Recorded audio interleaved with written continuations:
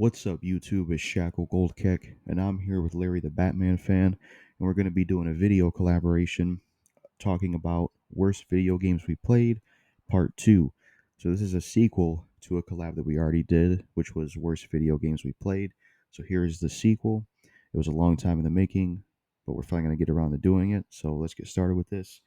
Now, for at least the first 7 games, I'm going to mention on my part, they were sent in from Larry the Batman fan, so much appreciation to him.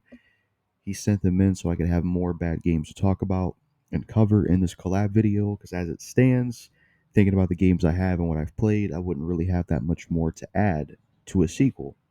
So now there is like some of these I'm going to dismiss that he sent because I didn't necessarily hate them or think they were bad to put in this collab. So I'll go through those real quick.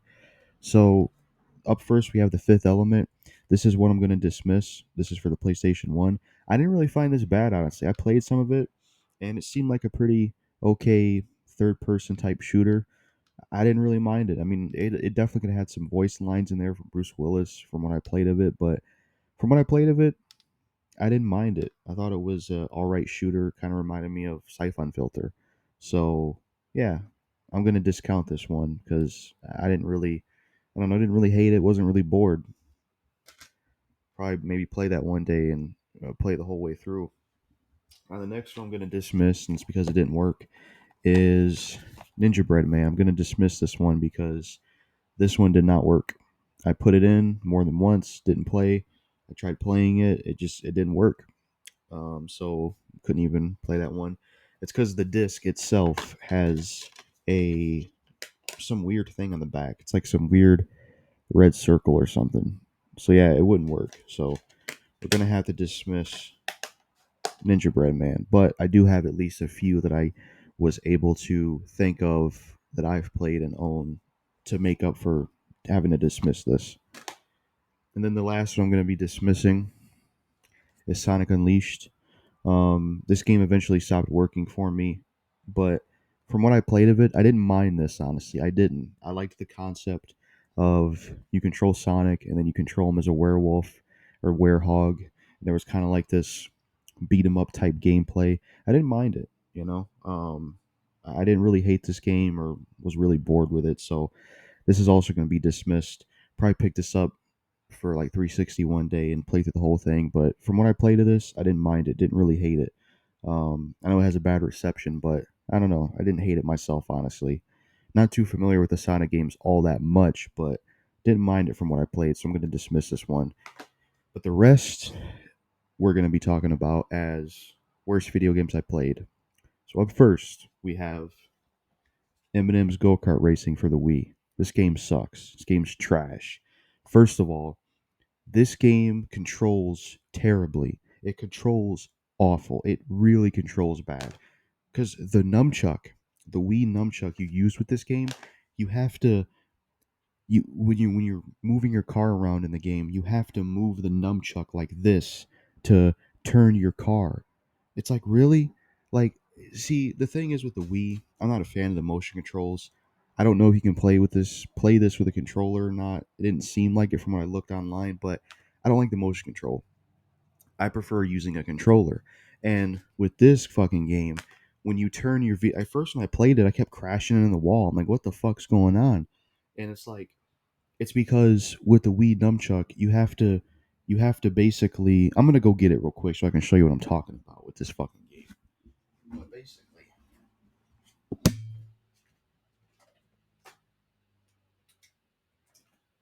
what I mean is this. I'll show you exactly what I mean. Let me fix my mic real quick. So yeah, see this?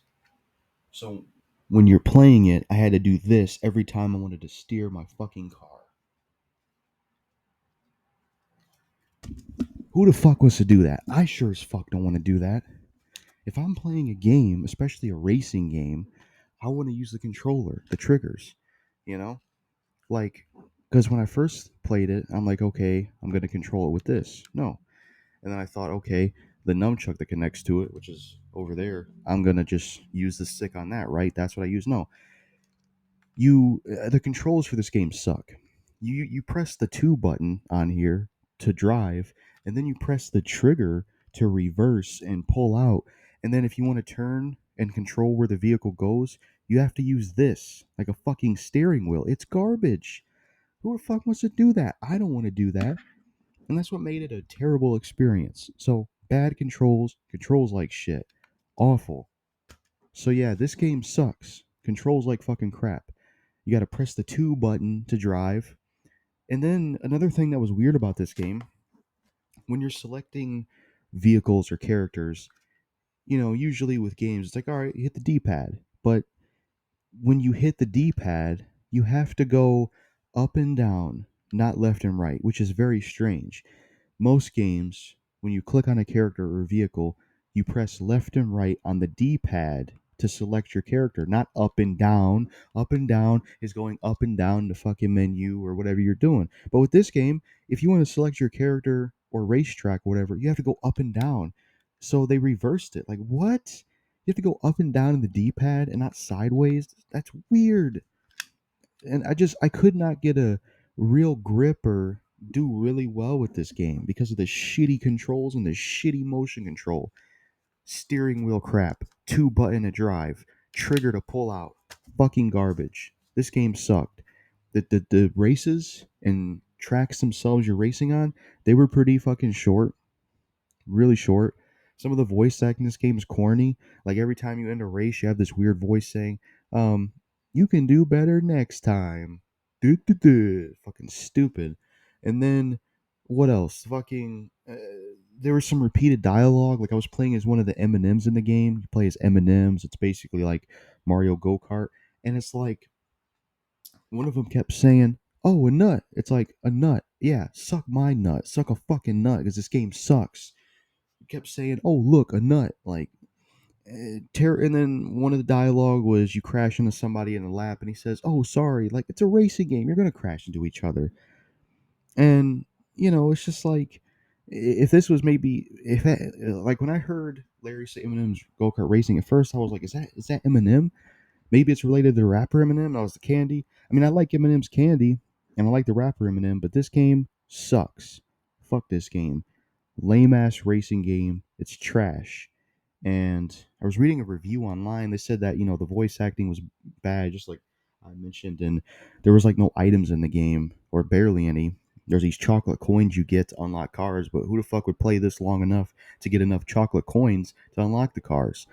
Instead of playing Eminem's Go Kart Racing, I'd rather go to the fucking store, buy Eminem's, and that be it. Fuck this game. That game sucks. That's one of the mini games Larry sent me, by the way. So up next we have Sonic and the Black Knight. Game sucks a lot for the same reasons that game sucks. Now, I'm not all the way familiar with Sonic, but this game was boring. I played it, I was bored with it. And I think one of the issues with this game, Sonic and the Black Knight, is you're forced to use the motion controls. Yeah, you're forced to use the motion controls. You cannot play the game with a controller. Let me fix that real quick. Sorry. You can't play the game with a controller. You're forced to play it with motion controls. You're forced to play it with motion controls. It's awful. So I had to, you use the nunchuck to move forward on the analog stick, and then if you want to attack with the sword, which is what you use in the game, you have to shake the Wiimote to attack. I'm like, this is fucking lame. I, I've always hated the concept that Nintendo did with the Nintendo Wii, which is nunchucks. I got to get me a classic controller or something, and just stick to the games that use a controller because I can't play fucking motion controls. It's probably why I'll never even fully complete the Resident Evil games on there because I just hate motion controls. It's a stupid gimmick. I don't want to motion control. Their whole thing with this was, it was like they were trying to do some exercise gimmick or something. Like, I don't want to fucking exercise. When we play video games, we're not going to the gym. We're not working out. We're not exercising. We're playing the fucking game. I go for a walk if I want to fucking exercise. And, the Sonic and the Black Knight game, it had the same issue as Eminem's Go Kart Racing. The game is tied to using the motion controls, and I looked it up. You can't use this with a controller. And from when I played the game, just found it boring to play. It had really good music, it had a good aesthetic, and it's Sonic in the medieval times, but it just was not a fun game to play. It was pretty boring, honestly. And I think the biggest issue with this game is the controls itself. Having to shake this to attack with the sword and then use the analog stick on the nunchuck. So your hands are like this. It's like just give me a damn controller, you know? Damn, man. So yeah, this game sucks, that's for sure. And it's exclusive on the Wii, so you would never be able to play this without the shitty motion controls. Ain't that just wonderful? That just kills the game entirely. So yeah, this game sucks. Um, a lot to do with this bullshit, but it was just boring to play, honestly. Up next, and that was another game sent by Larry, by the way. Up next is Bomberman Act Zero. So I've never played any of the past Bomberman games, but I've heard bad things about this. This was also sent from Larry. It was basically like a reboot, I think, of Bomberman. Yeah, this game wasn't really good either. I mean, this is literally the first video game I played where every stage is the exact fucking same. Like, I only made it to probably like round five, round six, because I'll go into that soon of why I didn't make it too far. But every round I did was the exact fucking same level. I'm like, really? This is one of the laziest things I've seen in game development. Never played a game where every round is the same fucking level. Could you imagine playing like Resident Evil 4 and every part of the game was like just the village section or for example, you and Luis in the cabin. Imagine if that was the entire game. That was just the entirety of it. That would be stupid. And that's what this is. Every round you do is the same stage, the same level. The gameplay is you're in this maze and you got to blow up the other person, and they try to blow you up, and then you blow them up, you win, and then you move on to the next round. And one of the things I thought was really stupid about this game is there's no save. So if you make it to round two or round four or whatever round you make it to, if you die, you got to do the whole fucking thing over again. And that's bullshit, in my opinion. Like, so if I make it to round four or round five or higher round and I die, you got to start it all over again. And it says on the back of the stage or back of the game, there's 99 stages. It's like it would take you forever to make it to 99. Like fuck, because you can't even save the progress. It gets reset. Now, I will give the game credit. It has great music. The music for this game is awesome. I like the music for this game. It is a bit repetitive in a lot of the rounds, but the music for the game is really cool, especially the main menu music. It's phenomenal. And I do like the art style. It's got like this cold steel, kind of cyberpunk, kind of like this metal cold steel look. Um, but it's just not really a fun game. All you do is go around this maze. You try to blow up this person, they blow you up, and then sometimes they change it up with having one or two more people in there. But it's crap because it's the same fucking level design every single round, which is like, what were they thinking? Seriously, what were they thinking having that? And you know none of your progress gets saved. Like, what the fuck? I don't want to redo all my progress again because the game doesn't save your damn progress. Trash. So yeah, Bomberman Act Zero sucks. Up next, this is the last of the games Larry sent me, and to me this is the worst one I played. This was a fucking chore to play. It was garbage. Jumper for the Xbox 360. This could go jump up a fucking cliff. This could go jump off a fucking building. This game sucks. This is the worst one I played out of the batch that Larry sent me. This game fucking sucks. This game was garbage, man. This game was fucking trash. I've never seen the Jumper movie, but this game fucking sucks. It is so boring to play. It is a chore to play this game. It is a fucking chore. This game is so bad that it'll make someone who's addicted to video games become fucking sober. And all of a sudden, they'll no longer crave it. That's how bad this game is. It'll make a game addict become sober. It's trash. Because, firstly, all you do is it's like a beat 'em up game. You go from one area to the other area to the other area, and you just beat up these enemies. Some of them look like they're a cross between Matrix and Blade. Some of them look like they're a crossover between the Matrix characters with their long coats, and some of them kind of remind me of Blade. And you just go from one area to the next area, beating up these characters, either using a baseball bat or a crowbar or a sword. And I don't really like how the game plays. Like every button attacks, and you got to press one button to jump and dodge, and you can jump from one area to the next, and then you dodge the enemies. I thought the game didn't really control that well. I didn't really care for the controls themselves. I just never really got a good grip on the controls or how the game plays or feels. I don't really get what the story was even about. Like you have cutscenes in this game, but I don't even know what the fucking story was about. Because every cutscene, I just feel like had no context. Like there were some cutscenes where you kill an enemy, and the character Griffin, which fuck Griffin, he's a lame character.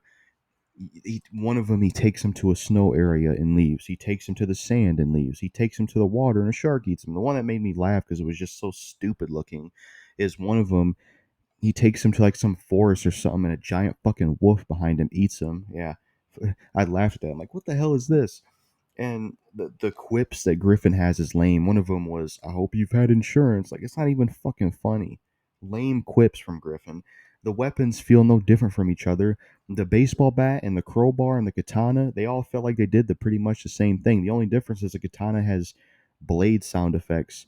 But for the most part, all the weapons, especially the crowbar and baseball bat, they felt the exact fucking same. And you just beat up characters and you move on to the next area. You can pick up comics and get combos along. I didn't even care to do the combos because the game just sucks. It's boring and it is a chore to play. It is so fucking boring to play. The story, like I said, it makes no sense. I didn't even know what was going on in the story. I was lost. I was like, what is this even about? What is a jumper? Who are these people we're fighting? What's a paladin? I've never seen the Jumper movie, so maybe you got to see the Jumper movie to see what's going on. But yeah, this game fucking sucked. Fuck Jumper. And go jump off a fucking cliff. It's trash. It's garbage. Terrible movie adaptation game. Sucks, man. It was torture playing this fucking game. Fucking torture. Um, I would say the worst Xbox 360 game I've played easily. Garbage. So that was the last of the games Larry had sent me.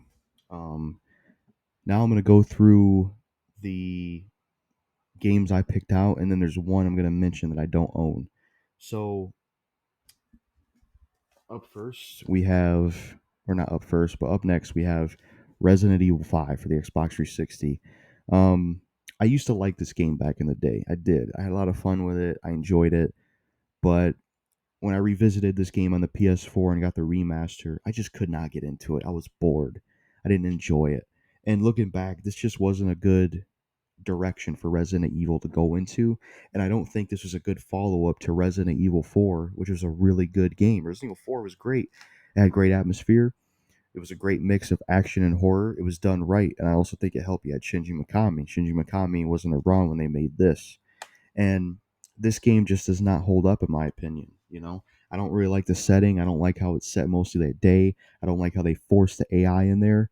Dead Rising 2 did co-op right. Dead Rising 2, you could play the game by yourself. You didn't have to have an AI partner following you. In this game, you have to constantly have an AI partner follow you, and it's just like, why can't it be single player? The inventory sucks compared to Resident Evil 4. It's like 8 slots instead of the briefcase. There's no merchant, and it's just not really that scary. There's not really a whole lot of horror to it, and it's just not a fun game to play. It's just boring, man. This game don't hold up, and what a disappointing follow up to Resident Evil 4. Like seriously, what a disappointing follow up to that game. If they remake this one day, hopefully they make it better and improve it. Like Revelations 1 and 2, I think those were games that were Revelations 1 and 2 is, I think, a better version of what they should have did with Resident Evil 4. Like, I wish Revelations 1 was this, and I wish Revelations 2 was Resident Evil 6. That's how I wish it was. Revelations 1 and 2, they did have AI partners, but Revelations 1, your AI partner doesn't die. You don't got to share items with them. There's times you're not always with them. Revelations 2, you get to control both the characters, which I think helps. Like maybe what they could do with a remake of Resident Evil 5 is maybe I don't know. I don't know if that would work where you play as Christian Sheva, but yeah, I got to throw this in there. This game just doesn't hold up for me. I tried and tried, but I just could not get into it nowadays. It's boring. It's not fun to play, man. Yeah. Um, Up next, just making sure my mic wasn't muted. But anyways, up next is Resident Evil 6.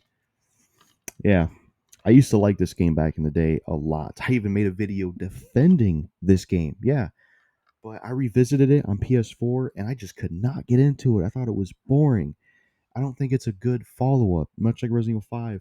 it does a bad job of trying to do another Resident Evil game being similar to 4. It's there's so much going on in here. Story seems stupid. Like Leon, oh, I can't shoot the president because he's a zombie. It's like, Leon, you've been in this far enough to know how this is going to end. And it's like, it seemed like they made Leon a dunce in this game, and it's like, it's just not a fun game to play. It just did not hold up, honestly. This did not hold up for me, to be honest, and it really sucks. I tried to force myself. I tried to lie to myself. When I got this for PS4, I played it once or twice. I'm like, maybe if I come back and play it, I'll change my mind. I was lying to myself.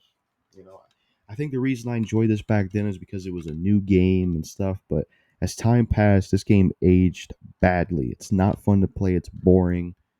Just isn't good, man. If they remake this, they need to make this better. It's too linear and cinematic, like a movie where you can't really control the areas you explore. And Leon. People say Leon's campaign is the best, but I disagree. I think his campaign is just as bad as everyone else's. His is even worse because when the first part starts, you walk everywhere slow. At least the other campaigns go full on action like the game is. You can't even do anything in the beginning of Leon's campaign until you get to a certain point, which is lame. I like the menus. I like how, Leon and Chris get to meet each other for the first time. And, Sherry's in there. Piers is a cool character, but this game just doesn't hold up. It sucks. It's boring to play.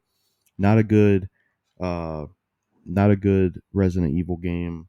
And it would have been a lot better if it was single player, if it was more like Resident Evil 4, and if you had a lot more, a lot more, how do I word this, where you could actually control the game more to where you can explore areas a bit more and not be so cut off and linear. And there's too many fucking QTEs in this game. There's times where you're forced to look at an area while you're walking, which is stupid. And it's just not a fun game to play. Like Silent Rob said when he rants on this game, this is just one of those games you play where it just doesn't fucking feel right. When you play it, it doesn't feel right. It's not fun. The shooting and everything just feels off. And this game sucks. Only good thing going for it compared to 5 and 4's gameplay, you can move while shooting. But yeah, this game sucks. And then the next one I'm going to mention is Dead Rising 3. My back's hurting, so I'm sitting back for a bit. Dead Rising 3 sucks, honestly. It does. When I first got an Xbox One, I did enjoy this game. I got an Xbox One for Dead Rising 3. And, when I first got an Xbox One and wanting to get it for Dead Rising 3, I did enjoy the game, and I had fun with it. But as it set in, as time has passed, and I revisited Dead Rising 3, this game sucks. And this is where Dead Rising really went downhill. This is where Dead Rising went wrong. I much prefer the first two Dead Rising games. This is not a good Dead Rising game. First of all, the setting sucks. You have this city, but they don't even take full advantage of the city because there's so many areas blocked off, which is fucking stupid because this game has a lot of vehicles in it and you can't even drive them anywhere because half of the fucking roads are blocked. There's no color to the game. They took all the color out of this game, so it's a very like bleak looking, like it's trying to be like The Walking Dead or something. And that's stupid because the first two Dead Rising games were colorful, colors popped, it worked for it. Games like Gears of War, they work with that style of not being very colorful and they're grim.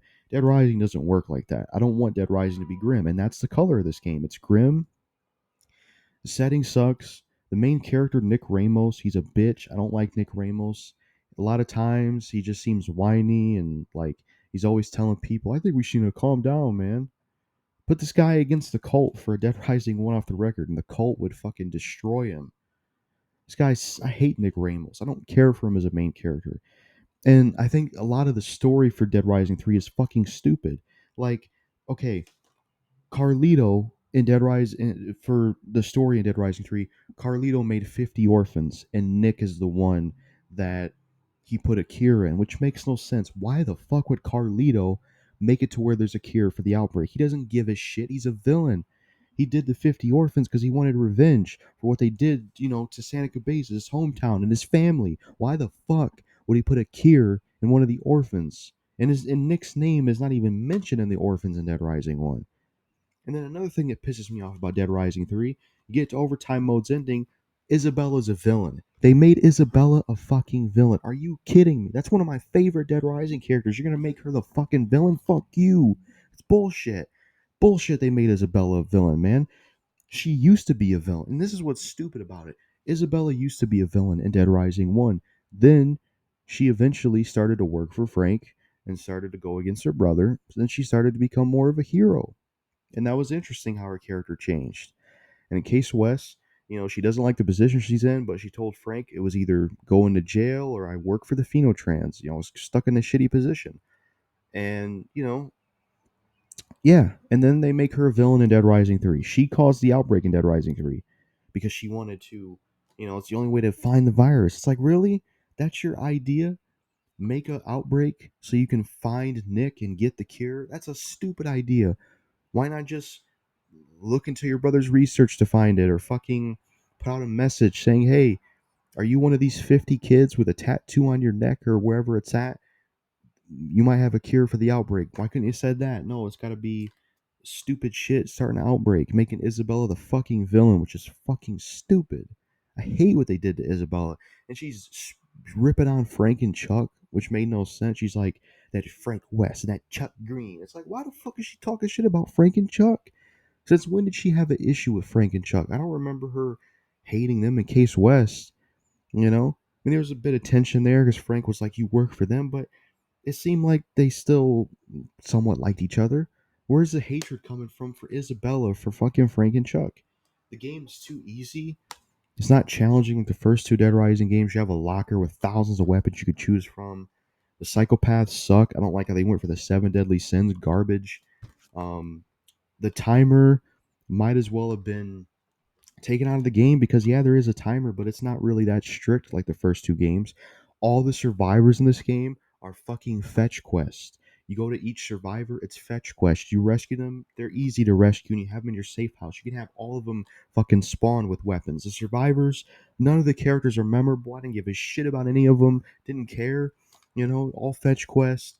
A lot of the other characters suck, like fucking the big fat dude Gary, fucking Katie's older in this game. The Chuck, I like Chuck in this game, but I don't like how they had Nick talking to him. Nick was talking to Chuck like he was some punk, like I don't give a shit if she's your daughter or not. She's not your property. Like that pissed me, little punk. This is Chuck fucking Green. You know what he fucking went through to get to Katie? And it seems like they almost wanted to make Chuck a villain, kind of, because he's like, I'm not proud of the things I've done. And Nick kind of looks at him like a thug. Like, I thought Chuck was a damn hero. What is this shit? And here's something else I find stupid about Dead Rising 3's story.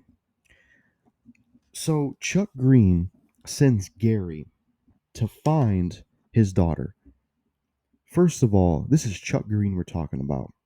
Chuck would not go undercover and send somebody else to find his daughter. He would do it himself. Remember fucking the end of Dead Rising 2, the canon one. You go to the elevator. He goes back to the elevator just to get Katie's bag. Goes through, all the stuff he did for Katie, the Zombrexes, all that shit. You telling me that same Chuck Green is not gonna go find the daughter himself in this game? He's gonna send Gary. Yeah, fucking right. That makes no fucking sense. That was stupid. And like I said, the game's just too easy. It lacks the color of the first two games. The setting sucks compared to the mall settings. Main character Nick Ramos sucks. I don't like him as a character. And it just feels more like a zombie killing simulator game. It's more of a Dead Rising game. It's just more about killing zombies. And, it also kind of felt like a ripoff of Case Zero, too. Like the plot's kind of like Case Zero. You get the parts and you escape, except it's a plane instead of a bike. But yeah, and then the one villain that was good in this, whatever her name is, I think Marion from Case West, if that's her name, she was good, but they kill her off in this game. And then the general in this game sucks. Hemlock, whatever the fuck his name is, he was lame. He was garbage. Just another generic military guy, nowhere near as cool as Brock. Even Boykin was better than him. So yeah, fuck Dead Rising 3. This ruined the series, man.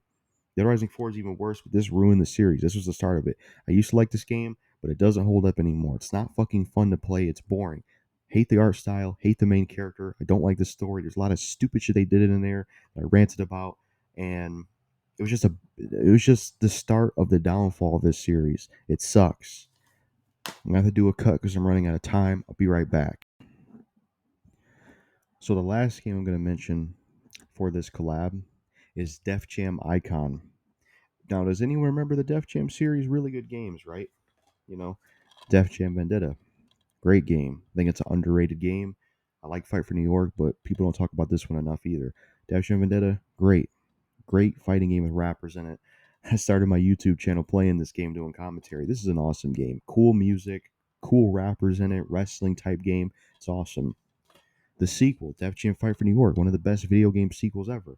Great game, even better than Def Jam Vendetta. Great rappers in it. It's more of like, instead of being like a wrestler, it's more of like punching and kicking. Very challenging. It's cool how you can make your own character and you can go up in the story mode and interact with all these rappers. Snoop Dogg's in the game. He's the villain. There's great music in it.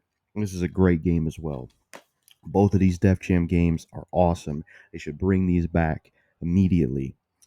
However, as good as these two games are, the third one they did, Def Jam Icon, which was the third entry in the series. I don't own this game anymore because I had it way, way long ago. I had gotten this game and played this around the launch of the Xbox 360. When I first got the Xbox 360, I had GTA 4, Dynasty Warrior 6, and Def Jam Icon was one of the games. And from what I remember, Def Jam Icon sucked. And that's another game I want to mention here. Def Jam Icon sucked. It was bad. It was a bad follow up and a bad sequel to really two good games. It's like you started off the series strong with Def Jam Vendetta. It got even better with Def Jam 5 for New York. You go to the next gen of consoles, go into the Xbox 360 with a new Def Jam game, Def Jam Icon, and it sucked. The game did not stick with me, and I didn't even go back to it that much or even desire to rebuy it or want to revisit it. It doesn't have replay value. It doesn't have that it factor that Fight for New York did or Vendetta did.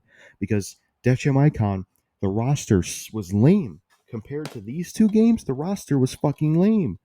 You had some new people in there like T.I. and Jeezy in the game, but there was a ton of characters from these missing in Icon. Like, I don't think you had like I'm trying to remember, like, look at some of the characters. I don't think Slick Rick was in there. I don't think Snoop Dogg was in there.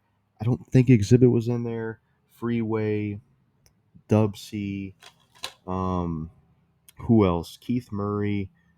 There was basically a lot of characters. Joe Budden. There was a lot of rappers because it's mostly fighting as rappers in it.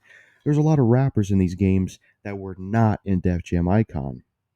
Some of the new additions from I remember were cool, but the roster was lacking. The roster was way smaller than these two fucking games. There was tons of rappers missing. I remember the gameplay being pretty garbage. I remember it just being this gameplay where it's like it was like the camera angle was very similar to like Mortal Kombat and Tekken, which I guess that kind of existed in these games, but it was a little different. And I remember it just being garbage. Like you were fighting and punching and attacking the enemy or the character you fought, but it's like I remember like there was I don't think there was even health bars in the game.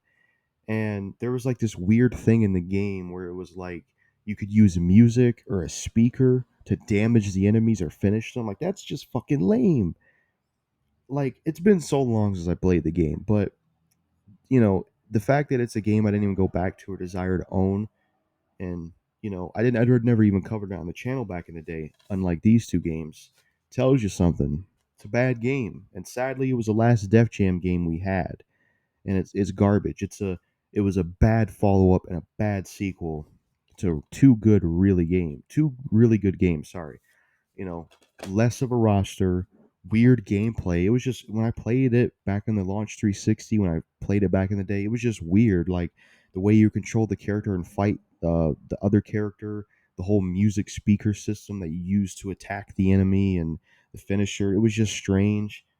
Um, like it was just odd, and the game it didn't have a lot. Like from what I remember, it didn't have a lot of color to it compared to these two. At least from what I remember, it didn't have a lot of color to it.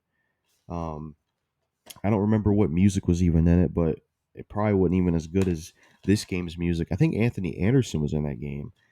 And from I remember from what someone told me, at the end of Def Jam Icon, you fight a fucking cop, a fucking detective, a cop. Like really, like you had an awesome villain you fight, like D Mob in this game was badass.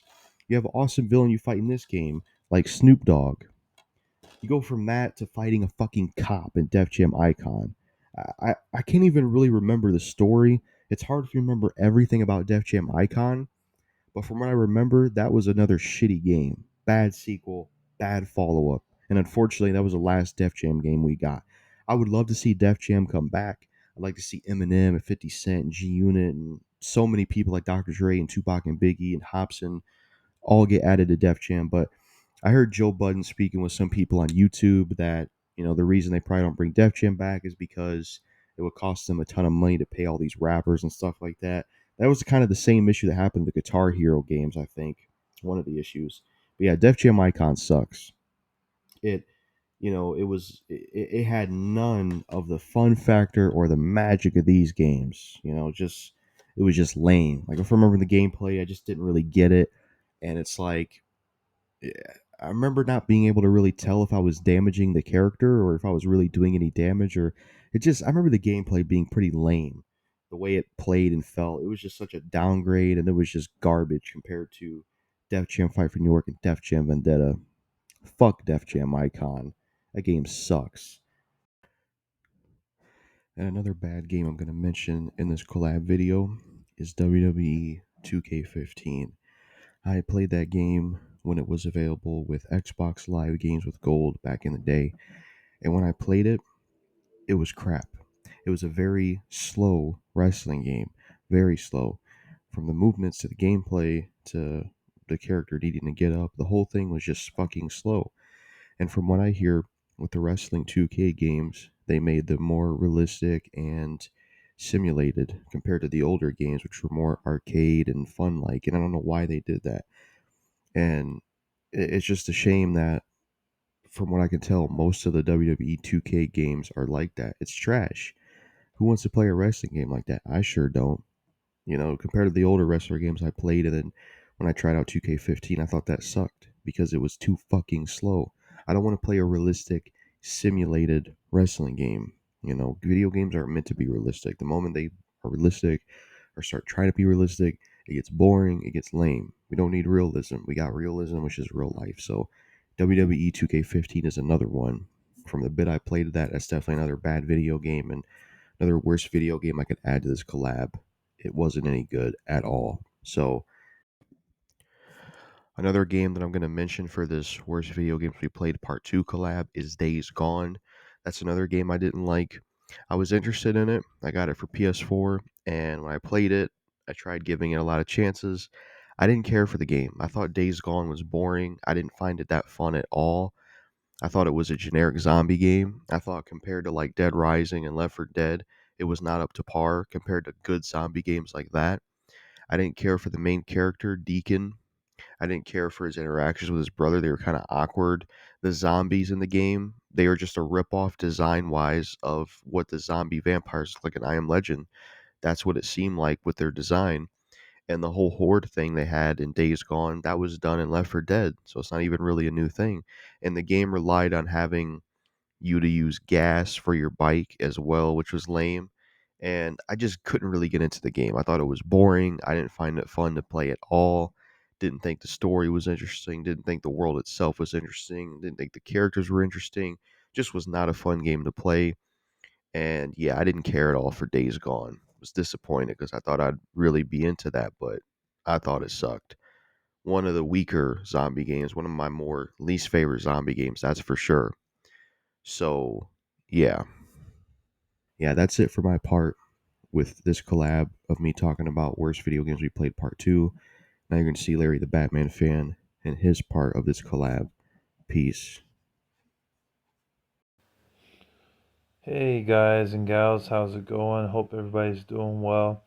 So I wanted to add another part to this collab because it felt like there was some more bad games to talk about. So I'm gonna give Jackal Gold Kick a good run for his money. Um, yeah, I have played some other bad games. I recently picked up a copy of Trigger Man and I played it um, for this review. I have it right here. Um, you probably can see that. Well, After playing it for about an hour here, I can truly say it is definitely the worst third-person shooter game I have ever played on the PS2. I mean, there were good third-person shooter games on the PS2, like Rogue Trooper and Kill Switch, just to name a few. I thought that those were pretty good.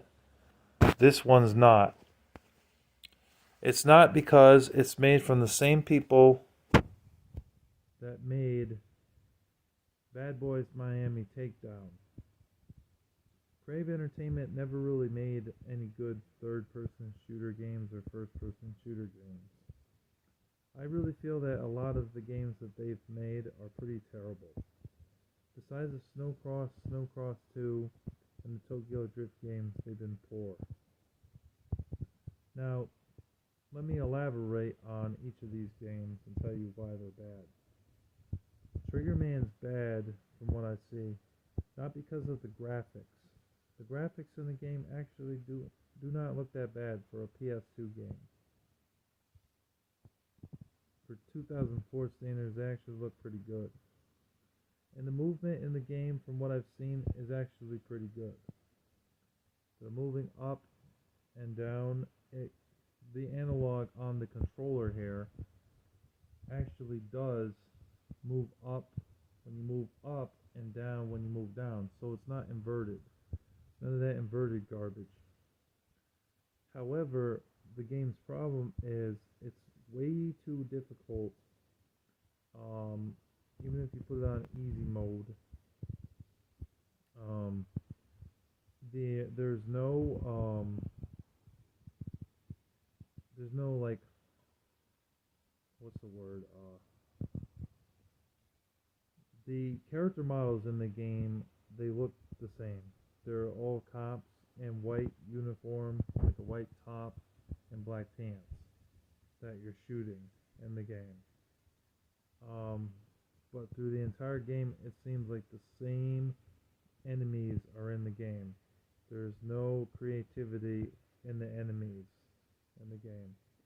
And when you shoot them from afar, half the time the hit detection is off and it doesn't hit them, or they go, ooh, ooh, ooh, ooh.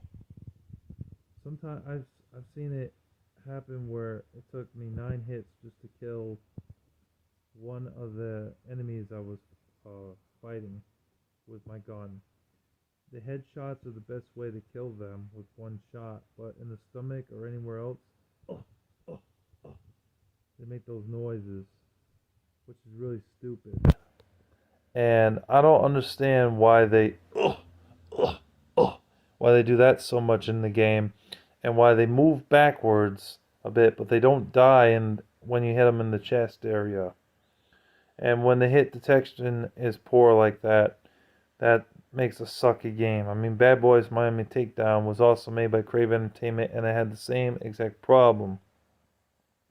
You cannot get into cover in this game like you could in Bad Boys, although it still sucked with Bad Boys Miami Takedown. You can't get into cover in this game.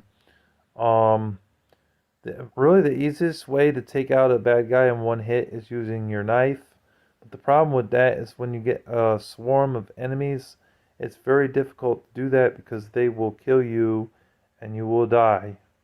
And you will die, die, die, die, die, die, die, die, die. So, ultimately, Triggerman is a bad game. It's a bad third-person shooter game on the PS2. Another bad game that I played, another shooting game that I played. I really liked the first game. It was on PlayStation 3 and Xbox 360. Was Kane and Lynch Deadman. That was a good game. The campaign was lengthy enough. It took me a few days to beat it. Well, actually, it took me like a week because of that one scene when you're in the club. It was confusing getting through that game, that part of the game. The rest of the game wasn't too hard to get through. I also did like that, like, say Kane is dying, right? Lynch will come over and hit you with an adrenaline pump that will revise you or revitalize or something. I forget the word. It heals you basically. Well, in the second game, that adrenaline pump that he hit you with in the first game, it's not there in the game. So if you get killed, he doesn't come by to save you. He just yells obscenities at you like you always fuck up, Kane, and you're a fucking loser and things like that. And that's not what Kane and Lynch should be. If you made the first game like that to where he could come over and heal you when a whole bunch of bad guys are shooting at you and get you back up on your feet in the game, why couldn't they do that with the second game? That didn't make any sense. I also didn't like that the second game they put less effort into the game. The way the game ends, spoiler alert, the two of them kill a few dogs that are in their pathway and they get on a plane and then the game ends. The game was too short. The second game you could beat in about 4 hours if you were really good. Me, I think it took me 6 hours to beat because I got killed a few times. But, I mean, come on. That's pathetic.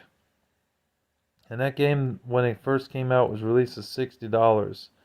I ended up getting that game for a birthday gift, along with about 12, 13, 14 other games from my friend Dylan. He paid $26.99 for that game. Even back then, when the game was out for like a year, that was still too much money for that game. That game should have been like a $15 game at the most. Because of its half-assed campaign. It was not long enough. And the storyline is just, they end up in Tokyo. They gotta go somewhere. They gotta save Lynch's girlfriend, Sue. Find out later on in the game that Sue was murdered by a mafia gang. And Lynch becomes very hateful, because they killed his girlfriend. Kane lost his wife in the first game, but he still had his daughter, Jenny. The plot in the second game was not as good as the first one. It was a much better game. One's a mercenary and the other one's a medicated psychopath, basically. But all in all, the second game was a letdown. No multiplayer in the game either. Like, why wasn't there a multiplayer? Imagine playing this game in a multiplayer for the second game. That would have actually helped the game a bit. And then I saw IGN gave this game, Kane and Lynch 2, a 7 out of 10. If you look up the reviews here on YouTube, you can see that. That game is not a 7 out of 10. Do not be fooled. Do not waste your money on that game. Unless you're a collector like me, don't pay more than like $5 or $6 for the game. Because it stinks. Yeah, it's playable, but it's a short campaign. There is no multiplayer in the game. I would have loved to see a multiplayer where you're shooting each other in the game. Kind of like James Bond, GoldenEye. They should have taken points, like, they should have evaluated themselves and looked at GoldenEye and saw that they added a multiplayer and it actually helped the game. Well, with Kane and Lynch, that might have helped the game, but there was no multiplayer in the game, making it a really bad game. So overall, no multiplayer in the game. Campaign's too short. There was no adrenaline pump to help Kane back up if you get killed or you're dying. The storyline's not as interesting. All in all, it sucked. Next game, Machine Head, was a hovercraft shooter game for the Sega Saturn. It was done poorly. The reason the game stinks is because there's no sense of direction and where you're supposed to go. The game does not tell you where you are supposed to go in the game. So you end up going around mindlessly, endlessly, not knowing where you're supposed to go in the game. Now, I don't hate the Sega Saturn. I played some good Sega Saturn games. Daytona USA, Championship Circuit Edition, Panzer Dragoon 2, Panzer... Actually, I didn't play Sagas, but I know it's a good game. Virtual Cop, Virtual Fighter 2. Virtual Cop 2, things like Die Hard Arcade, just to name a handful of good games. Machine Head, Criticon, no. Congo, no. Congo was another bad game on the Sega Saturn. But yeah, Machine Head was basically a hovercraft first person shooter game. It basically lived and breathed, but it failed. The game graphics looked terrible, even for a game that came out in 96 or 97. PS1 had better graphics than that. The game didn't look like a Sega Saturn game. The bugs in the game and the enemies you fight were stupid. Um, just the drawn out distance, like the draw distance, I mean, looked terrible. It was not good. Like you couldn't see shit until like when you went close to it, then it would pop up. Bad game design, very bad. Not a good game at all. I thought Forsaken on the PlayStation and N64 was a better hovercraft game than that one. Another game that I played that was really bad on the PS2, going back to the PS2, is Star Trek Voyager Elite Force. That game really sucked. It was on the PS2. I think it was also on the PC. Never on GameCube or Xbox.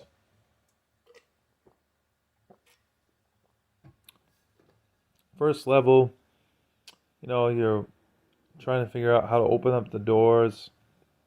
It was pretty easy, self-explanatory to get it open. How to find the keys and stuff. Then you fight these robots, which are really difficult and damn near impossible to kill. You can kill them, but they take a amount like 15 bullets just to kill them. And if you do manage to get past them, because there are a wave of these robots in the game that you gotta kill, you end up getting to the next level where you had to jump over some lava. I tell you, that part, it was a bitch. I couldn't get past it. Probably about 20 times I tried to get past it. Couldn't do it. Ended up eventually getting frustrated with the game and turning it off. That was a really bad game. Really bad first person shooter. I remember getting it for $3 off of somebody I knew when he sold me a PS2 and a bunch of games. That was like the worst game in the bundle. You know, it was really bad. Like, look up gameplay on it on YouTube and you will see how bad that game is.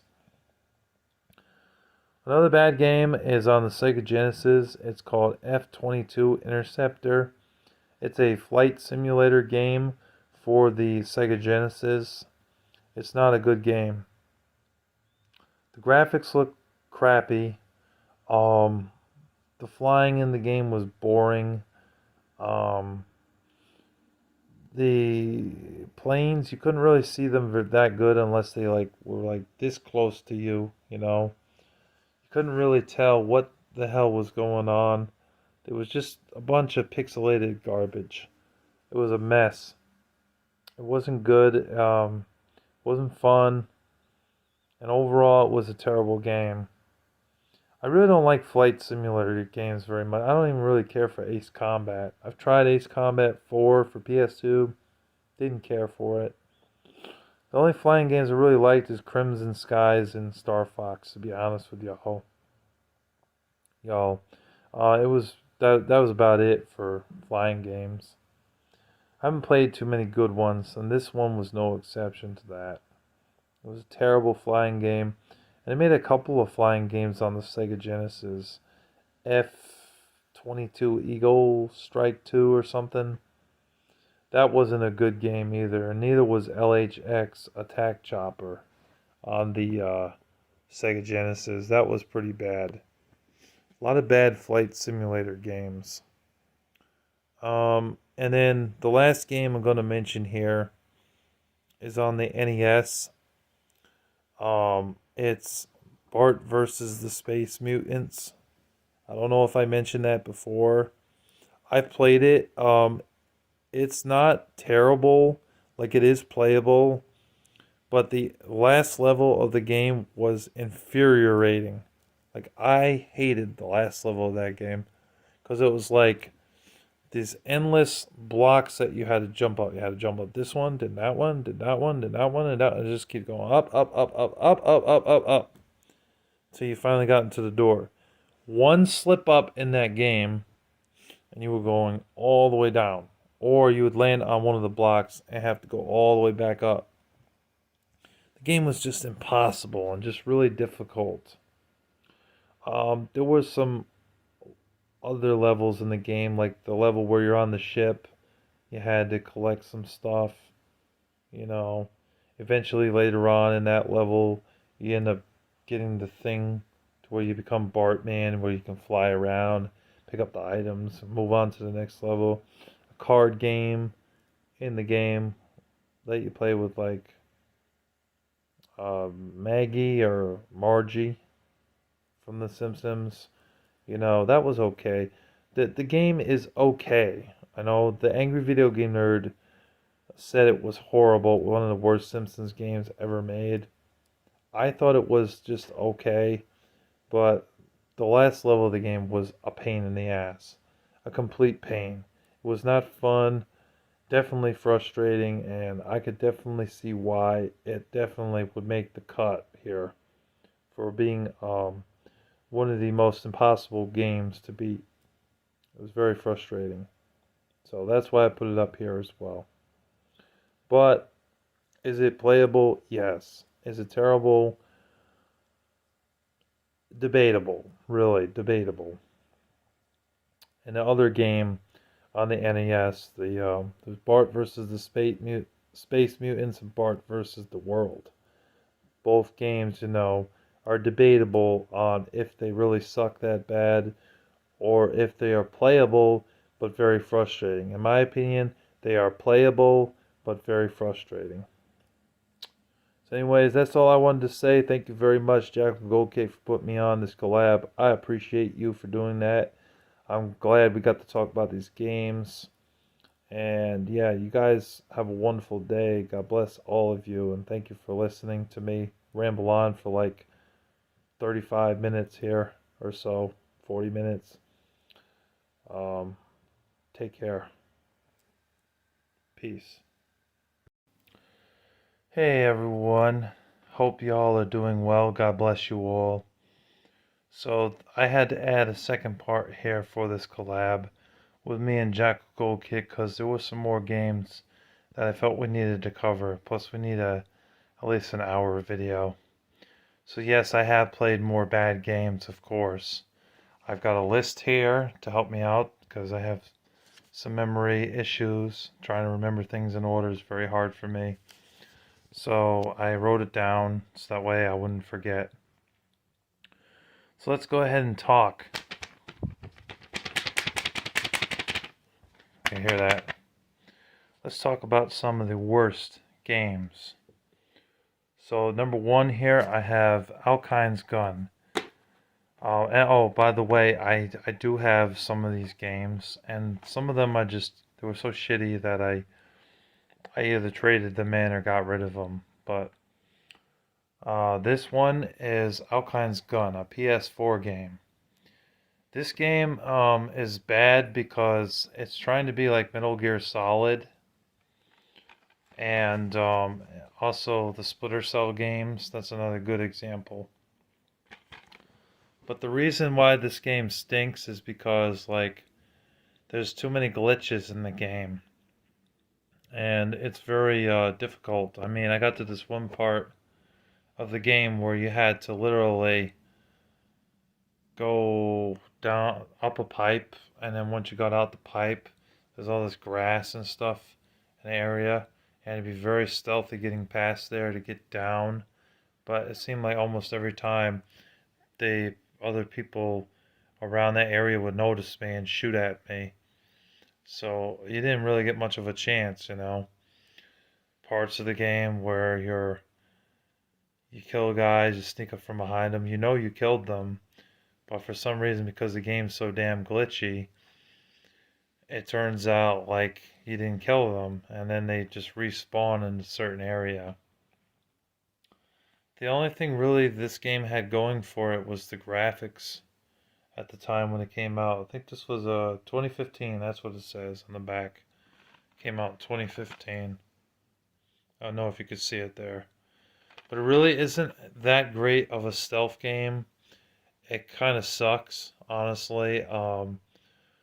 The levels in the game. Oh, I remember there was another level in the game where you're trying to be stealthy, get for this one part, sneak up from behind the guy, kill him. There's other people walking around that you have to kill, but you gotta do it stealthy, otherwise they start shooting at you at random, and you're lucky if you can actually kill those guys behind cover. Really, this is a bad game. It's really not that great. It was released on the Xbox One as well, and possibly PC, but it sucks, and I don't recommend it. I recommend staying away from it. So after that abomination, we're going back old school to the Atari days. And I know what you all are thinking. Is it E.T.? Well, honestly, yes, I could put E.T. up here because E.T. was a pretty crappy game. But it's not E.T., it's Indiana Jones Raiders of the Lost Ark. I tell you, man, this game really stinks. I mean, the fact that you have to use two controllers, two of those joystick things that you have, just to play the game is annoying and infuriating. It also sucks that like there's only 4 levels in the game, but because the game is so convoluted and you don't really know where to go and the graphics are so bad, it's hard to see anything.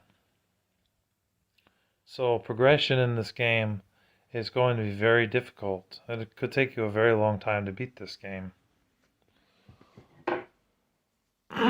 Excuse me a second.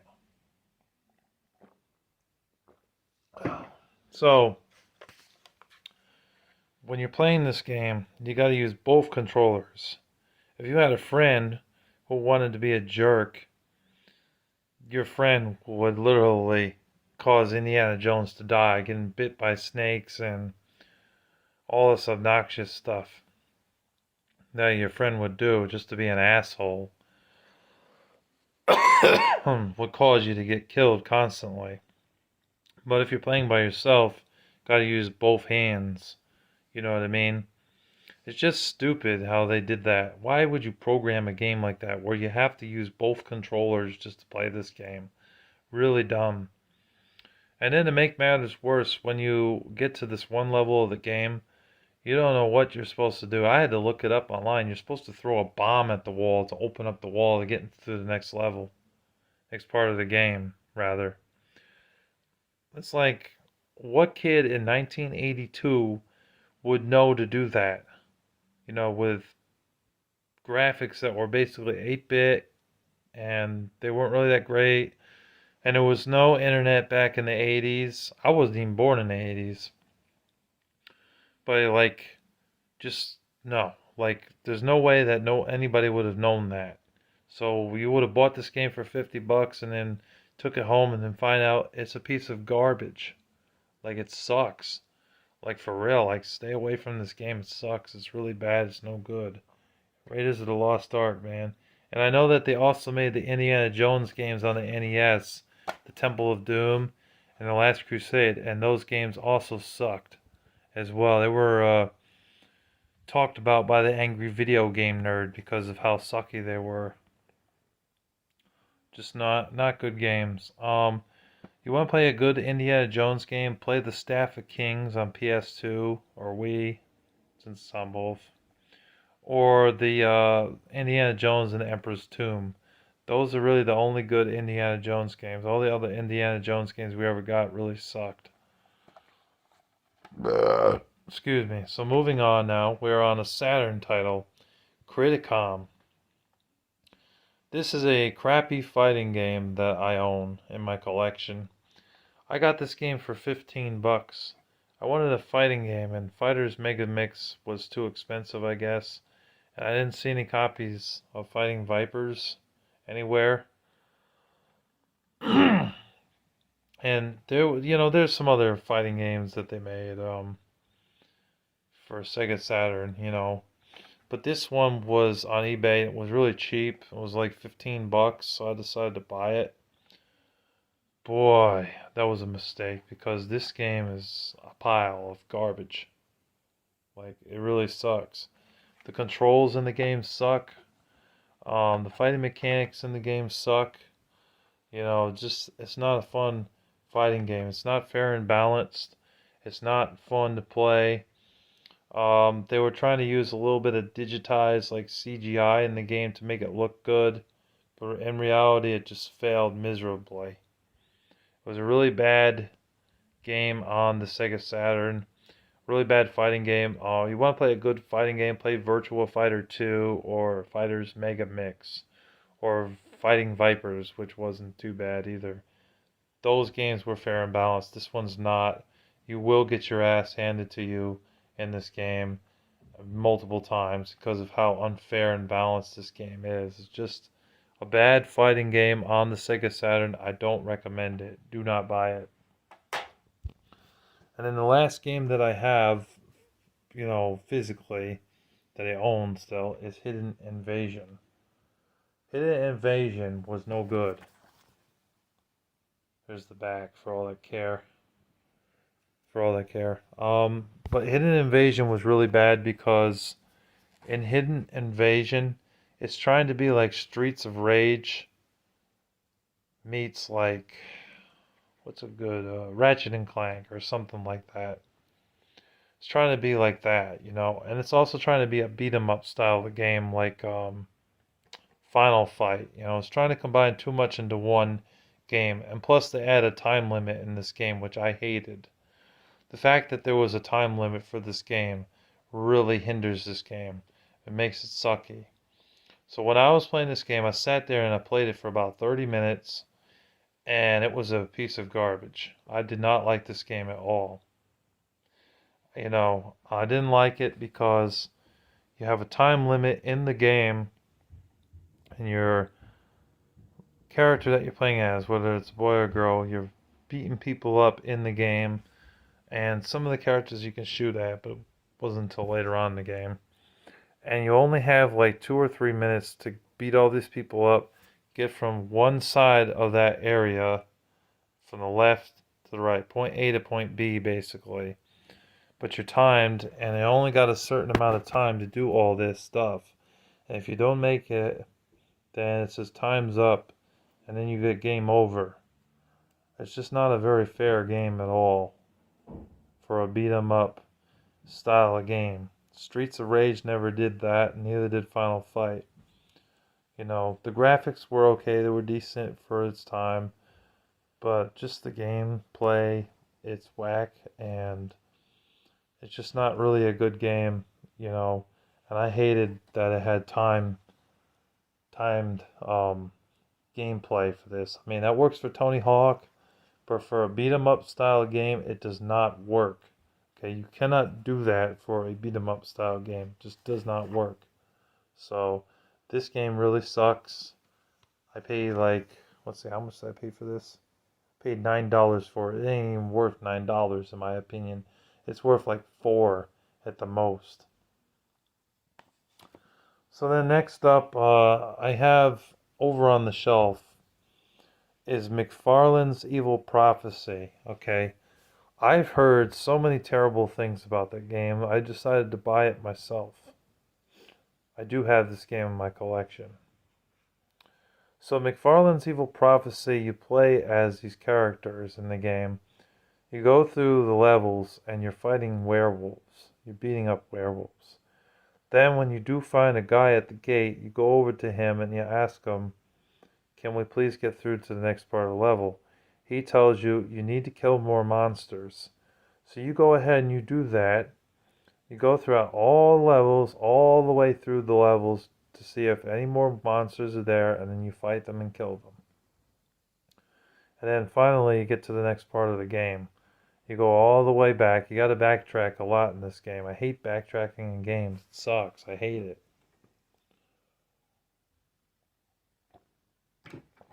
But you got to go all the way back, talk to that one dude who's just standing there, I ask him, can we please get through the next part of the game? And he says, you need to go back and kill all the monsters. So I check to see if all of them are gone, kill a few more monsters until they're all gone, and then we went back there and I finally made it through, but it took a long time to get there. The graphics for a PS2 game are pathetic. They do not look like a PS2 quality game. They look more like an N64 game or a Super Nintendo game. They look like a late Super Nintendo game, honestly. Excuse me. So, that is the reason why that game isn't really that great. Now, is the game playable? Yes, the game is playable, but I don't think that the game is amazing, to be honest with y'all. It had a lot of problems. I mean, some of my characters, there were parts of the game where they just stood there like this with clubs and swords in their hands and they're not doing anything.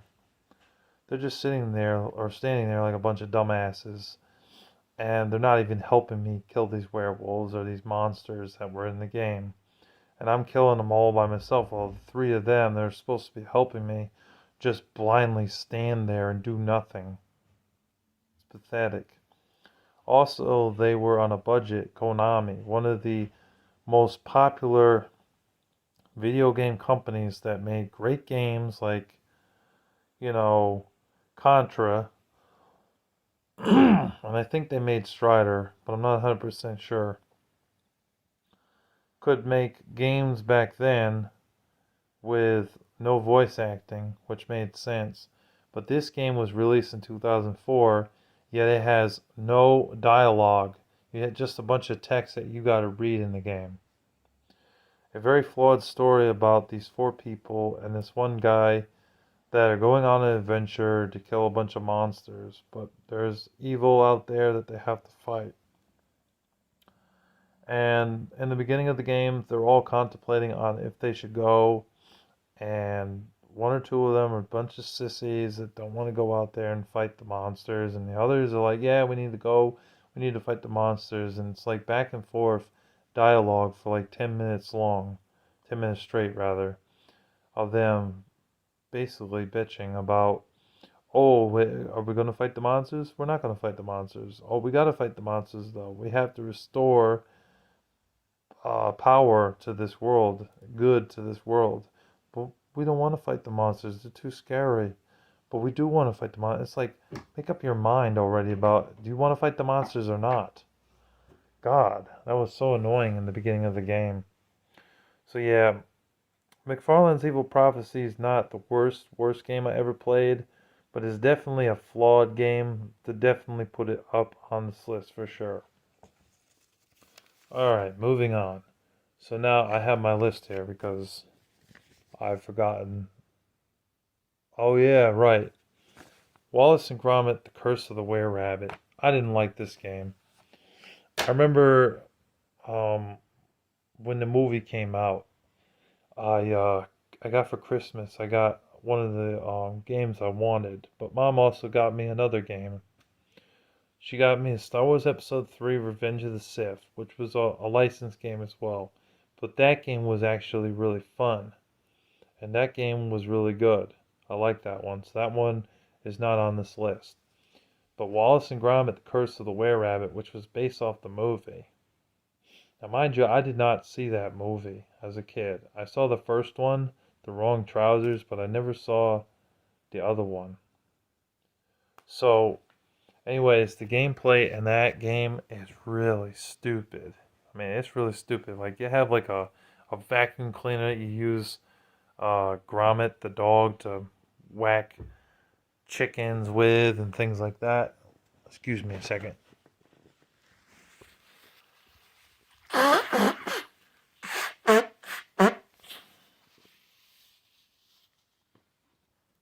You literally whack chickens and things, breaking boxes in the game and stuff like that in the game. The gameplay was dumb. The gameplay was just boring. And it wasn't a very compelling game at all to play. I didn't enjoy Wallace and Gromit. I'll admit it had a nice cartoony style of gameplay, but it wasn't a fun game at all to play. And after about an hour of playing that game, I just shut it off. And a few days later, I decided to go back to it. Thought, you know what, maybe give it another chance. It's not so bad. And no, I didn't like it. It was a terrible licensed game for the original Xbox. I think it was also available on PS2 and GameCube, but it wasn't a good game, you know. And a lot of people would be disappointed picking that up back then for $50, you know, and taking it home and finding out it's a piece of garbage, that it sucks. It's not a fun video game to play based off the movie. Wallace and Gromit was a letdown. I mean, the movie, I'm sure the movie is okay, The Curse of the Were Rabbit, but the game, no, stay far away from it. Do not buy that game. Don't even buy it for $10. It's not worth your money. Alright, moving on. The next game, of course. In fact, I have this game in my collection. It's like right over here somewhere. I have it. Give me a second. I want to get it.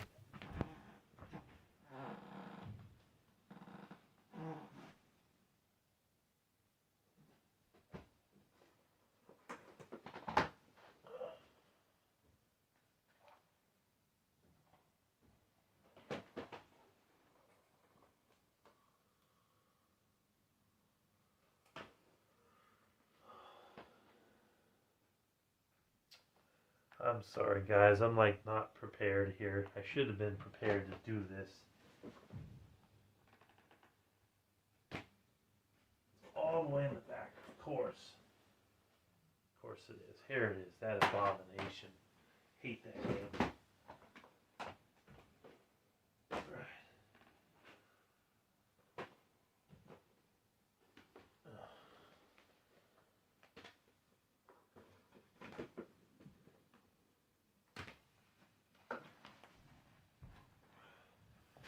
Alright. I'm sorry about that, guys. So the game that I want to mention here that I hate this game on the Wii, is We Play. This game, for some reason, DK Oldies sells multiple copies of this game all the time. And I don't understand why, because this game sucks. This is a terrible mini game compilation. Like, Game Party was okay. Mario Party is the best, and We Play sucks. Like, they had this one game in We Play where you literally got to use your entire body to match into a spot, like right or left or in the middle or like upside down. It's a really stupid mini game. The ping pong game that was in there, right there, that game really sucked. That game you're gonna play for like 5 minutes and get bored with it. This game right here, a trivia game, I don't like trivia games, so I didn't like that. Then this game where you had to shoot the targets, terrible, just awful. Like, there was like, I think 10 mini games in this game, and they all suck except for billiards. Like, billiards was the only good game in this. You had the mini game where you're riding the bull, and it's like that game was boring, you know. Oh yeah, you had the tank level. It's a small ass picture, so you can't really see it, but that little thing there, that tank game was like a crappy version of Combat for the Atari 2600, but on the Wii. Just, this game sucks. I do not recommend this game at all. It is terrible. It's garbage. It's an abomination. Do not buy this game. Don't even buy it for $5. I got this game and a bunch of other Wii games, and I'm like, looking at a stack of Wii games, I'm like, great, they sent me this crappy game. I'm like, ugh. Wii Play sucks. I hate this game. Another bad Wii game that I know I've played is Anubis 2 and Ninja Bread Man. I'm not going to roast Ninja Bread Man because JackalGoldKick's probably already done so. But Anubis 2 was basically made by Data Design, the same bastards that made Ninja Bread Man made Anubis 2, and it's basically Ninja Bread Man but with a different skin, where you play as a pharaoh and you go through the level whacking things with like this this weird like Egyptian rod, and the things that you fight in the game are really stupid. The jumping mechanics are broken. There are certain parts of the game when you're trying to jump over to a middle of the platform to get to the other side of the platform, but the controls suck so bad that you end up falling through the platform or just barely missing that platform that you were supposed to jump on. Anubis 2 is not a very long game, but it is not a compelling game whatsoever. Um, the levels, designs, like, I mean, there was this one part of the game where I went up the hill, right? Got all the way to the top. There were these moving platforms back and forth I had to jump on. I must have tried like 50 times just to get over that because that's how sucky the controls were for that game. So that game was terrible. I don't recommend Anubis 2 at all. It is a crappy platformer game on the Nintendo Wii, and it's not worth your time and money. Alright, so now we gotta talk about Shaq Fu. I have played Shaq Fu. I played the Super Nintendo version, but I know it was also available on Sega Genesis. Shaq Fu, Shaquille O'Neal basically makes a fighting game back on the Sega Genesis and Super Nintendo. This game's terrible. The reason why this game's terrible is because it's like a basketball player just walks into a pawn shop, right? There was some like Mongolian looking dude with like a long beard and like long white hair. He talks to him. It's like part of some Shaolin type crap. And he's like talking to him and just starts talking to him about this like fantasy world that he's got to go to. And being that Shaquille O'Neal's in this game, he's like, oh, well, I don't see anything wrong with that. That sounds like a really good idea. Okay, yeah, what do I have to do? We have to fight this cat girl and this like weird looking green dude with a hoodie in the game. It's like the creatures in the game are really stupid. The characters are stupid, very dumb looking. It's like a reptile you had to fight in the game. Just didn't make sense. The characters in the game are not interesting. And so then he's like, oh yeah, well that sounds like a good idea. Go ahead, put me through that portal. He goes to the portal and then all of a sudden it turns into a fighting game. The controls sucked in the game. The You're lucky if you can, breeze right through the game because it's extremely difficult. But if you do manage to get past a few of the guys, it'll eventually get harder. Shaquille O'Neal should stay out of video games because like 50 Cent does it better and the wrestlers from the WWE games do it better. But Shaquille O'Neal's never really made a good game. And he had the audacity to make Shaq Fu 2 on the Nintendo Switch. And you know what? I heard that game also sucks. Okay, that game, A Realm Reborn, Shaq Fu 2, A Realm Reborn. It's like, no, Shaquille O'Neal, you didn't learn your lesson. Stay out of video games.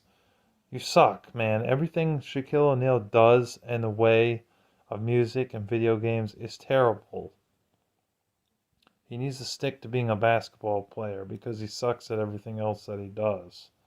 I mean, he's all right as a husband too, I guess, but as far as like his games go, they suck. They're not good.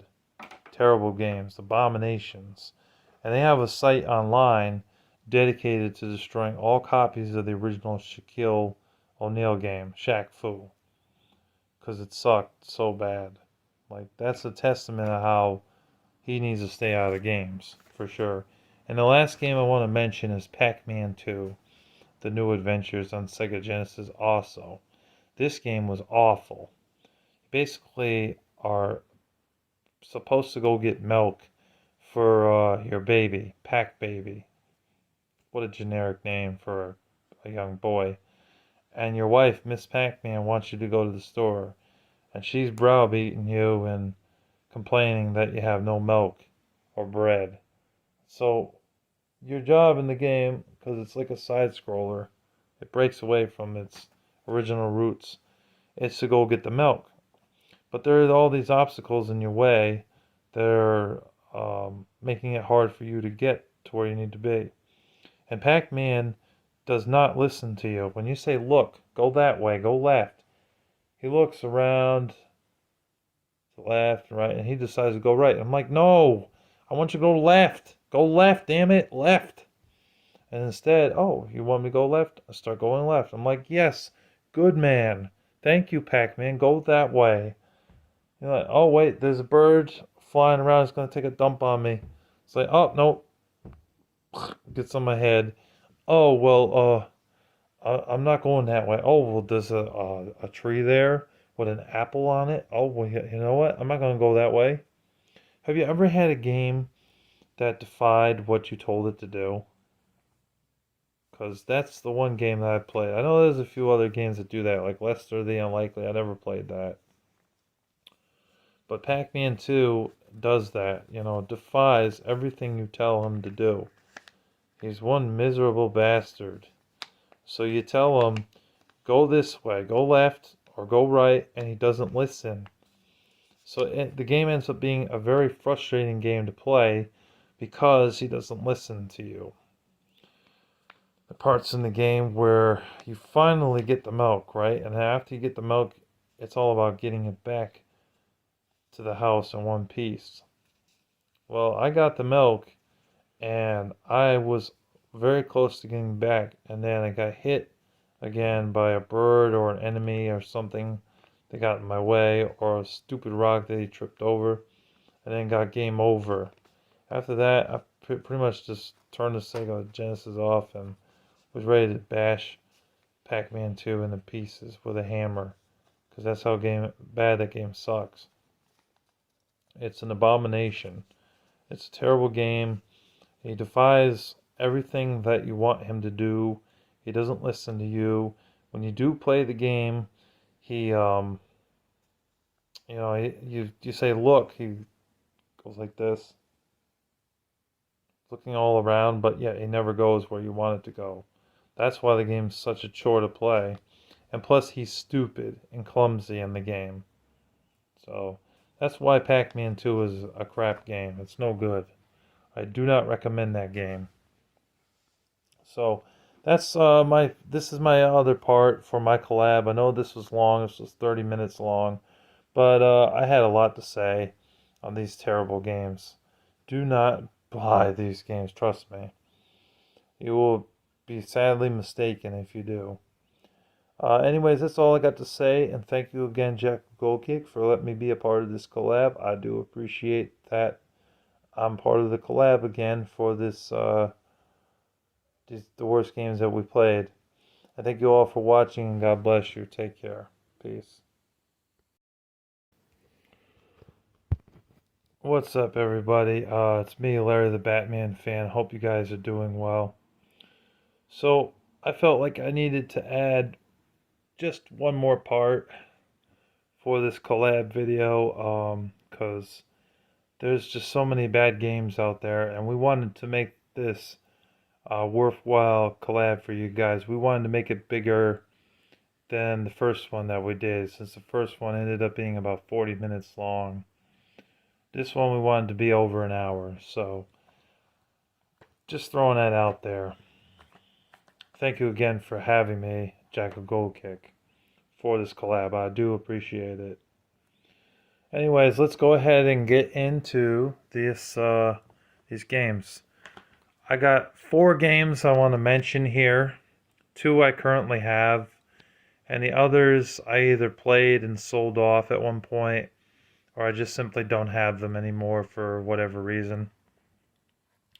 So the first game I want to mention is Nightcaster for the original Xbox.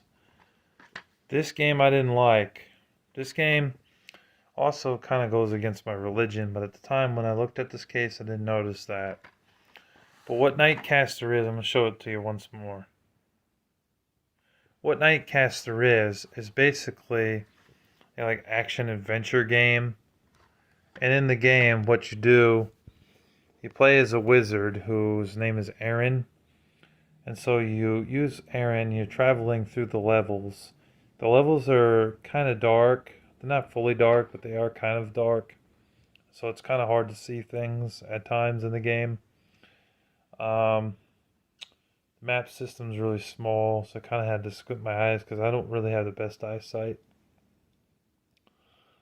I don't know why the map system had to be so small.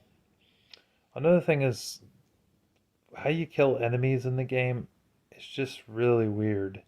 Like you have like this wand with like pretend this is the wand, right? This Sharpie marker, and I have like an orb attached to it, but the orb does different things. One's red, one's blue, one's green, and one's orange, but they all do different things.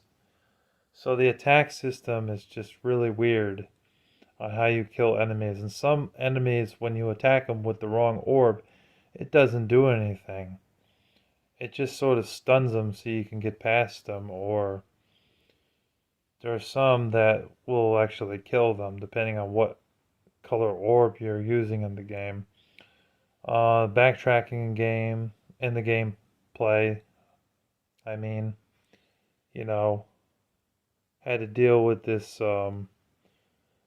door at one point being locked and then having to find a key, but because the graphics are just average, and you can't really see shit, you don't know where the keys are, so you have to like backpedal, and go through the level again and try to find it. Well, I didn't get very far in Nightcaster, I'm gonna be honest with y'all, because there was a lot of backtracking and trying to find a key, trying to find this orb, power up the orb, open up a treasure chest, defeat enemies.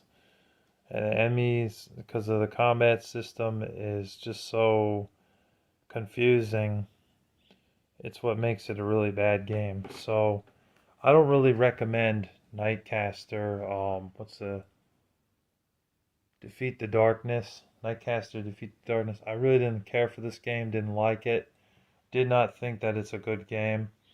I don't recommend it. I've heard the second one wasn't much better either. But I've heard that the second one had better it had a better combat system. So I'll give that one more credit than the first one. Now here's a game that will probably upset people, but I really thought this game was a letdown. And I'm sure that some people would agree with me, but then there are others that are going to say, Larry, shut up. You don't know what you're talking about. That game is wonderful. I loved it. How dare you mock this game? But just hear me out. Hear me out. This game is The Last of Us Part 2. Okay? I didn't like this game too much. I didn't like it because they made Ellie a lesbian or a bisexual woman. I ain't really about that. I believe marriage and relationships between a man and a woman, personally. Um, that aside, I didn't like that they killed Joel off in the game after only like 10 minutes, or not 10 minutes, like a half hour into the game. I didn't like this ungrateful girl that you had to play as, named Abby. Abby was not an interesting character at all, and she was a huge pain in the ass. You know, screw Abby. And they focused on the game to where most of the game, when you were playing it, you're playing as Abby. It's like, I don't care. I don't want to play as Abby. I want to play as Ellie or Joel. That's the reason why we bought The Last of Us Part 2. The first game was great. I picked it up full price. It was one of the last games I bought at 50 or 60 bucks. I bought the PS3 version. I've beaten that game probably 2 or 3 times. Great game. But the second game, I didn't like the storyline in the game. I didn't like Abby. She was ungrateful. She was really aggravating to play as. You saved her life. Joel, one of your friends, this guy, and Ellie literally saved her life from a bunch of like these. I don't know if you want to call them zombies. I guess you could call them zombies. I look at them as more mutated freaks. These mutated freaks in the game, that were trying to kill Abby. There was a part in the game where it was very tense. Like there was a fence, like metal fence that was hovered over her, and a whole bunch of those mutated freaks were trying to get to her, but you're like crawling underneath the fence. That, I'll admit, was pretty tense, you know. And then you got attacked by one of them, and then you sort of like kick them in the face and punch them a few times, so that way you can get away. There's a part where you had to fight two or three of them while you're walking through the snow trying to get. That was before you got to the fence part. You know, you had to fight those mutated monsters. So that was pretty interesting. You know, it did have some tense moments in the game. And when she finally did meet up with Joel and Ellie and the other guy, her and her tribe ended up murdering Joel and then walking away. And it's all because I think Joel killed her brother or something in the game. So it was sort of a revenge thing. But as for the gameplay did work. It's not like horrible. You know, it's still fun killing those zombies or mutated freaks in the game. And the environments do look beautiful and colorful. The graphics really do shine. And, I also did like some of the tense moments, especially later on in the game where Ellie and her friend, this girl that you're playing as, there's a part where you're going through this like home. It was like an abandoned home, and I guess those zombies got through, so you kind of had to sneak around corners and stuff. You could throw rocks to like get them to run over to the rocks, so that way you had a chance to get away, but you didn't have a lot of time. You only got about 30 seconds to move forward in the game. Otherwise, if they spotted you, they come running towards you, and you barely had enough time to react. You know.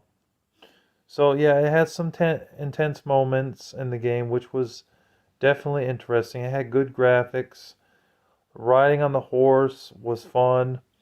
And shooting in the game worked, but the storyline was garbage. The fact that you played for Abby more so in the game than Ellie, and Abby was an ungrateful bitch in the game. She's a pregnant woman at one point in the game. They end up leaving some survivors behind, I think, except for one or two people. It just made the game a disappointing game, and I do not recommend The Last of Us Part 2. If you're going to buy any Last of Us game, get Last of Us, the first one on PlayStation 3, or if you want, you could get the PS4 version, because the PS4 version, the graphics look a little bit better. But as for The Last of Us Part 2, it was disappointing. It was a letdown, and definitely not as good as the first one. So next, I'm going to burn E.T. for the Atari 2600. I don't care. It needs to be said. It is definitely one of the worst games ever made. E.T. for the Atari 2600 is so bad. I mean, it sucks. The graphics suck in the game. You basically use E.T.'s neck, who like moves up like this, and the object of the game was basically trying to get, I think, parts to your ship to fly away and go back home. But you got this like cop that's on your ass, almost constantly in the game, and it's not really clear too much on where you're supposed to go. And a lot of times you end up falling in that pit and then having to extend your neck to just climb back out of it. That game was so bad that it actually caused a video game crash where I believe they threw away thousands of copies of that game in a desert. That's a testament of how sucky that game was. It's a piece of garbage. And it caused a video game crash for video games to not be made for, I believe, 2 years before the NES came out. Because that game came out in 81 or 82.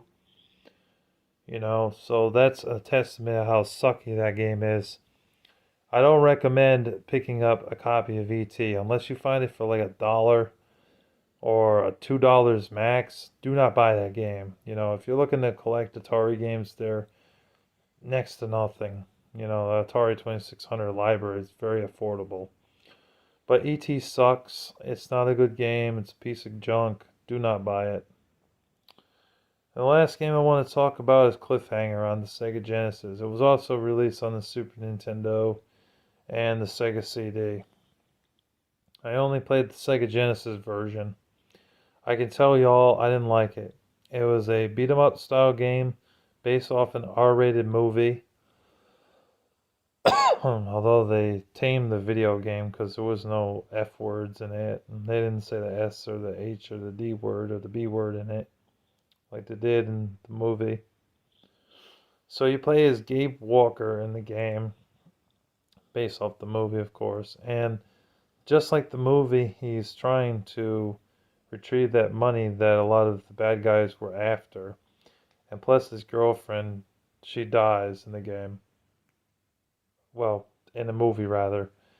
So in the game, it's like a side-scrolling beat 'em up game where you beat up bad guys. You get to throw knives at the bad guys. Times where you had to jump over the platform uh, onto another platform and then over. Well, I couldn't get past the second level of the game because of how um, difficult the game was. I mean, the fact that like there was like this snow that well, first it was like this thing you had to climb up the rocks, and then there's these guys with sniper rifles shooting at you. You had to avoid them. That wasn't too hard to get past, but once you start going down the hill, there's like an avalanche coming after you. And you had to jump over the logs to get to the bottom. I couldn't get past that part because it was very difficult.